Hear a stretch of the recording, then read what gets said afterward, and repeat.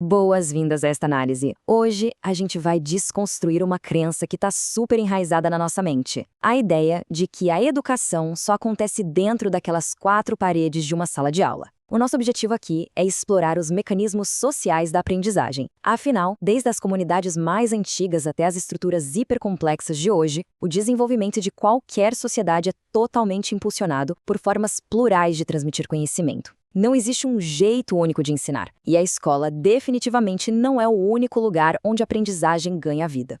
Para guiar o nosso raciocínio, esta é a nossa rota de hoje. Primeiro, passaremos por além da sala de aula.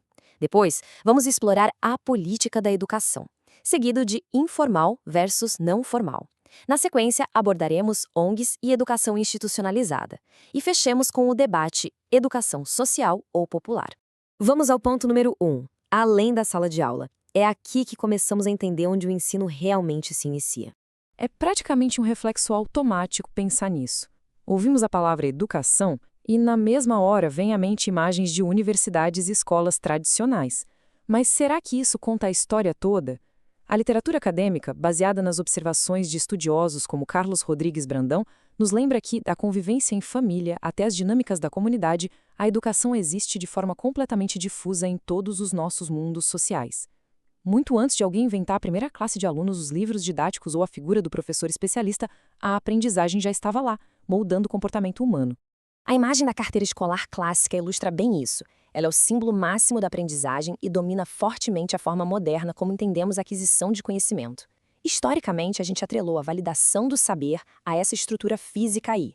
Mas a verdade é que os processos educacionais acontecem no chão de fábrica, no meio da rua, nas igrejas, nos movimentos sociais. A educação nasce, de forma super genuína, toda vez que um grupo transmite crenças, técnicas e hábitos que surgiram de suas próprias experiências de sobrevivência. É como um organismo vivo. Tem uma anedota fascinante nas fontes resgatada pelo próprio Carlos Rodrigues Brandão, que mostra como as populações indígenas, lá no período colonial brasileiro, simplesmente rejeitaram a escolarização europeia. E o motivo era bastante prático. Os ensinamentos que os jesuítas traziam não serviam para absolutamente nada na realidade comunitária das tribos. O saber indígena vinha da prática, passado dos mais velhos para os mais jovens. Era algo crucial para manter uma economia baseada na subsistência e na propriedade comunal. Aquele modelo europeu importado passava por cima das características históricas e éticas locais. Isso prova que não tem essa de modelo único e universal de educação que sirva perfeitamente para qualquer contexto. Isso nos leva diretamente à nossa segunda sessão, a política da educação.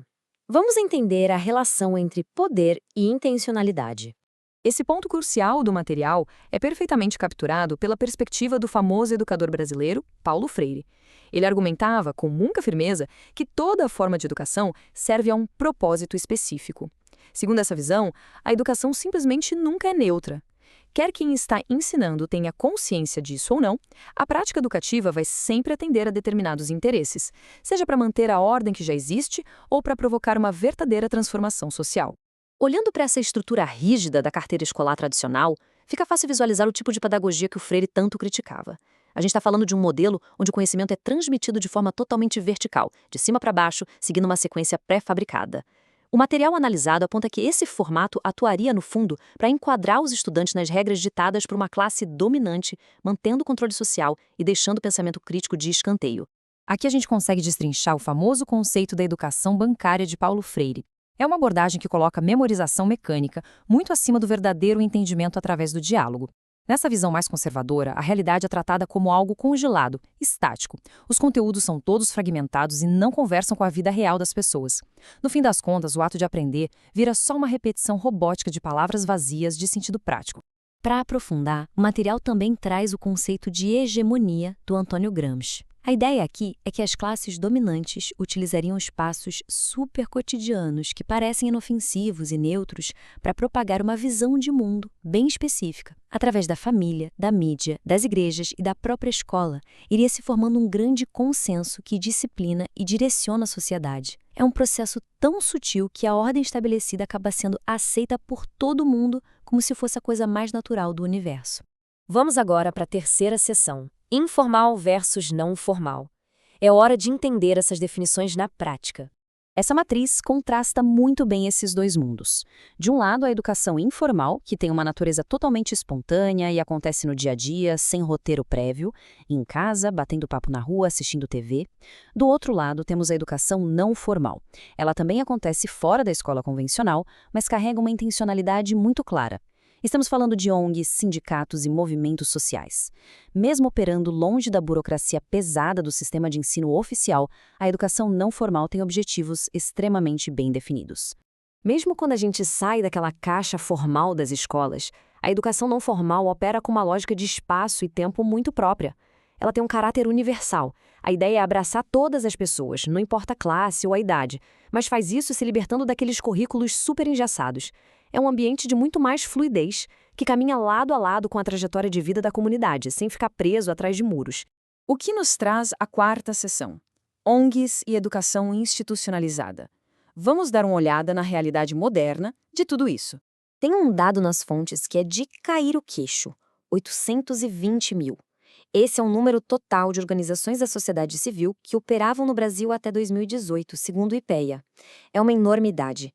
Desde a década de 90, a gente viu uma proliferação gigantesca dessas ONGs, que simplesmente assumiram um papel central na hora de colocar as atividades sociais em prática.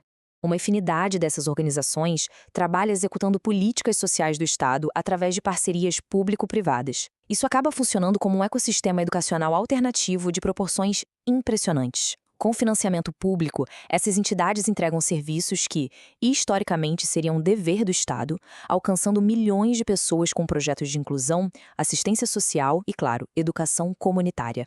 Mas atenção a este detalhe: por conta de toda a burocracia, dos contratos formais exigidos, das metas a cumprir e da equipe necessária, a autora Fernanda dos Santos Paulo coloca esse trabalho específico das ONGs em uma categoria chamada Educação Não Escolar Institucionalizada. Ou seja, não é só um encontro informal de vizinhos na praça.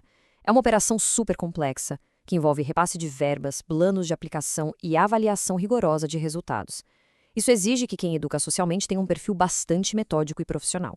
E chegamos à quinta e última sessão: educação social ou popular.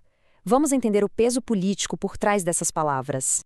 Essa comparação é fascinante porque mostra como os termos acadêmicos carregam camadas e mais camadas de significado. As fontes indicam que o termo educação social ganhou muito espaço nos anos 90, crescendo junto com políticas neoliberais e com um foco muito forte em gerenciar as populações em situação de exclusão. Por outro lado, o termo educação popular tem raízes profundas nas lutas históricas de classes. A ideia da educação popular é questionar ativamente as opressões estruturais e buscar uma transformação emancipatória real, que é algo muito presente na essência dos movimentos sociais. E o ponto alto desse debate no material de origem é que trocar o termo popular por social não é apenas um detalhezinho de semântica. Pesquisadores apontam que essa troca pode funcionar como uma estratégia política bem calculada para neutralizar a luta contra as desigualdades. É um embate clássico. De um lado, fornecer apenas ferramentas para adaptação ao sistema vigente. Do outro, oferecer uma pedagogia crítica que desafie o status quo de frente. Transitando por todos esses espaços, tradicionais ou não, o papel de quem educa continua sendo o coração da coisa toda. Nesses ambientes alternativos, não se pode ser apenas um executor de tarefas burocráticas. A essência está em ser um investigador da realidade, aprendendo junto com quem está sendo educado. Essa troca mútua, a escuta ativa e o respeito pela vivência diária de cada um tem o poder de transformar qualquer lugar, seja uma praça de bairro ou a sala de uma ONG, no terreno mais fértil possível para a criação do verdadeiro conhecimento. Para fechar nossa análise, e lembrando a perspectiva das fontes de que a educação não tem nada de neutra, fica uma provocação final. Quais daquelas lições profundamente enraizadas, que aprendemos muito além dos muros de uma escola, continuam moldando em silêncio as ações diárias da nossa sociedade hoje? Fica o convite para continuarmos questionando as estruturas de ensino que estão ao nosso redor o tempo todo. Até a próxima!